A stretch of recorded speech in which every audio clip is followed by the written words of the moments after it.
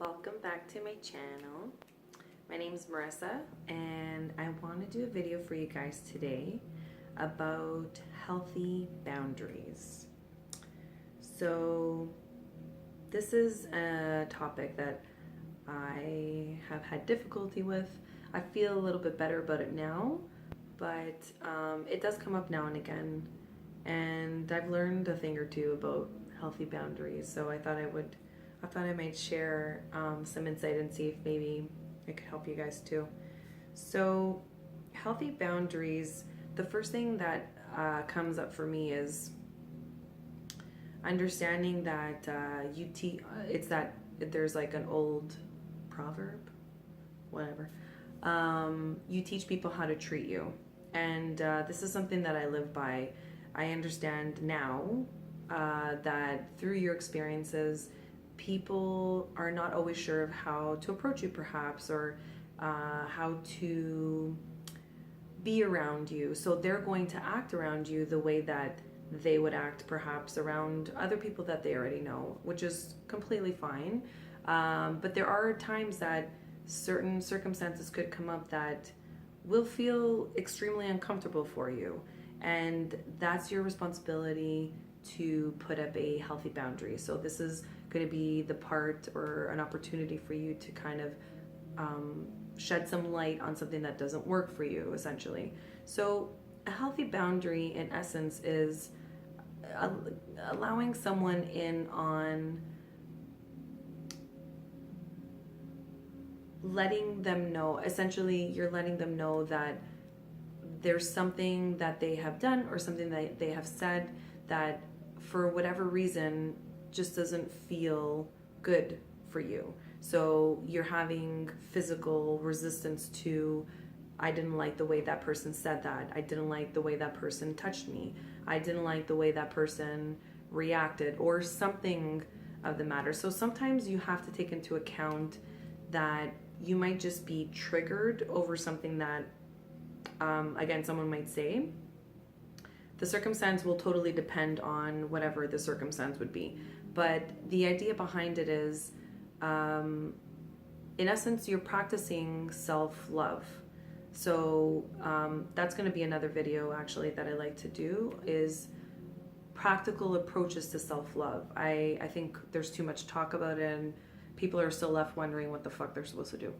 But that's a whole other video. So in other words, you're practicing self-love by saying to somebody, listen, that, like, I'm not saying it's your fault. I'm not saying it's this. I'm not saying it's that, but that kind of didn't work for me.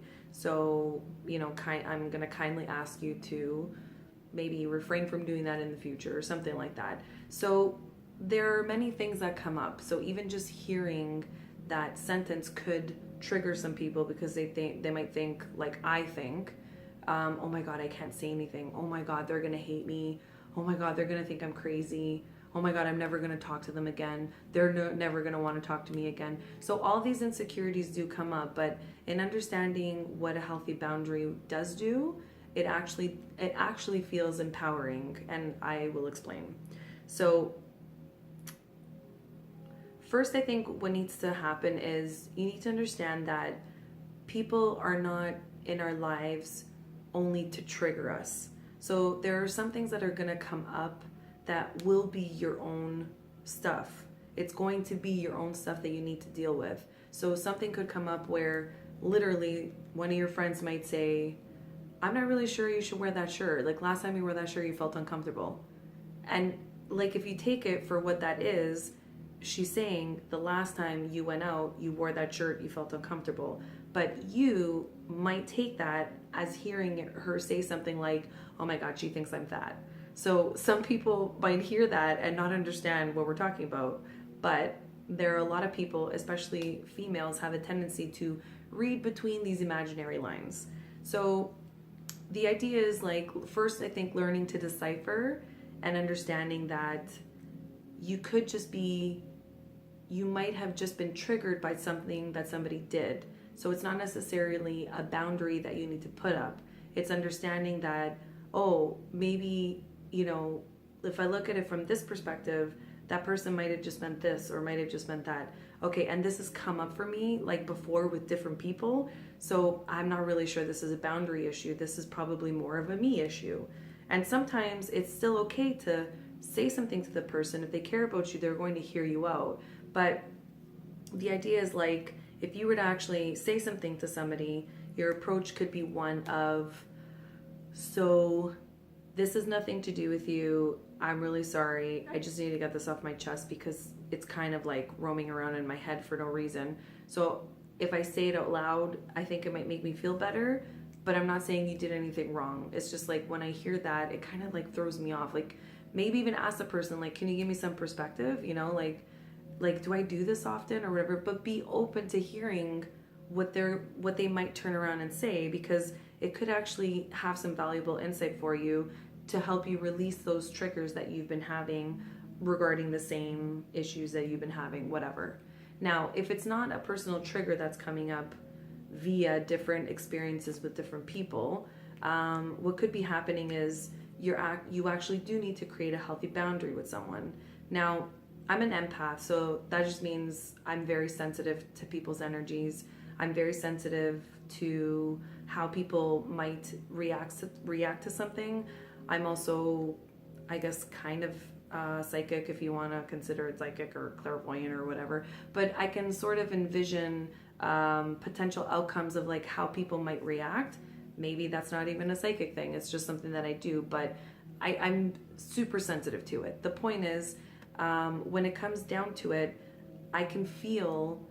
I personally have, again, I've referred to this in another video, but I get a physical reaction that for me, it's a, not a red flag. It's just like a, like heads up, this is something that you need to deal with. Because if I try to suppress that feeling, it gets so loud for me. It gets really, really loud and uncomfortable. So I've learned...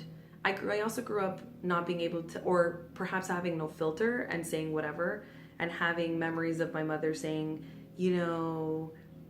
sometimes you don't think before you talk, and maybe you should like learn to think before you talk. So I had a little bit of an issue with like, oh, maybe I can't say anything because that person's going to take it the wrong way. So in my experiences, I've learned now how to approach something or a conversation with someone so that it feels a little bit more familiar for me. It's never comfortable. So like understand that if you're putting up a boundary, it does become a little bit more familiar, as I'm saying. So it's not such a... because you've done it before, you're like, okay, I know what I need to do now. I know I need to approach it like this or like this.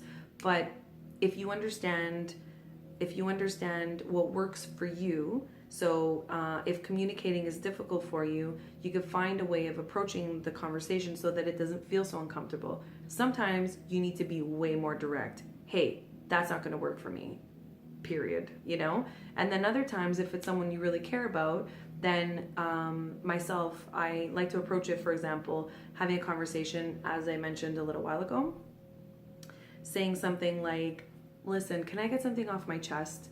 Honestly, this is not necessarily anything to do with you, but it doesn't feel very good for me, and I need to say something so that I can get it off my chest. And see how that person even reacts to you bringing that up.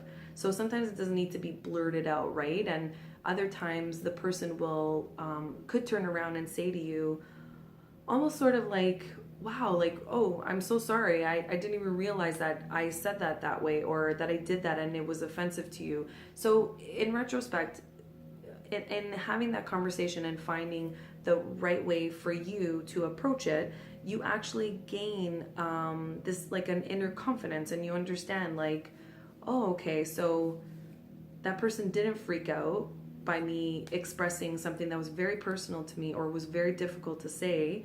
And I actually feel kind of good about it. Like, okay, this is cool. So it gives you a little bit of honestly, the thought that goes through my head is, if you're allowed to be here, like this person who's having an experience with me, if you're here and you're having an experience such as life, and you're able to say whatever you would like, let's say, for example, let it come out of your mouth, right? Anything that they may want to share and not sort of think about the repercussions or the thought that it might offend somebody, or even just neutral conversation, I like to remind myself that, well, we're in this together. Like, why am I not able to say something and speak my mind and do it in a loving way? I don't need to do it in a bitchy way. There's no reason for that, right? So again, depending on the circumstance, because sometimes that shit needs to come out. So that's sort of like the way that I have found works for me. I find a way to approach it so that I am not targeting the person. So I'm not saying, you did this, and you did that, and I can't believe that you made me feel that way. You know, that person has done nothing. That person has expressed themselves, whether we liked it or not, and our reaction to it is how we're going to allow that experience unfold in our life. So if I don't speak up and something has not sat well with me, that's my responsibility and that's my fault. So it's not up to us to expect other people to know what feels good or what doesn't feel good for us. So if you're in alignment with people who are around you that love you enough, they're going to hear you. And more than that, they're going to respect you. And to my final point, if you're dealing with somebody and you have a conversation or you practice self-love and saying something like that, and you're kind in your approach, and you're feeling vulnerable and you share something that's very personal for you, and that person reacts not so kind or has a little bit of a sort of, I don't know, perhaps like a negative reaction to what it is that you brought up, pay attention to that. That's not necessarily healthy, right? Like, perhaps that is something to consider. You don't need to cut somebody out of your life, but you could cut the amount of time that you spent with them. We have to start paying attention more to how we feel around people and understanding that just because someone has been in our life for a very long time doesn't mean that they need to be there forever. And it doesn't mean that we stop loving them. But it does mean that we love ourselves enough to ensure that we're in the right place in our lives to do what we need to do to grow and progress in our own life. So I hope that kind of gives a little bit of insight into, that was a little bit of a longer video, but if you guys need more clarification on perhaps like creating some healthy boundaries in specific circumstances, feel free to leave a comment below and I'll get back to you when I get back to you. Have a good evening. Bye.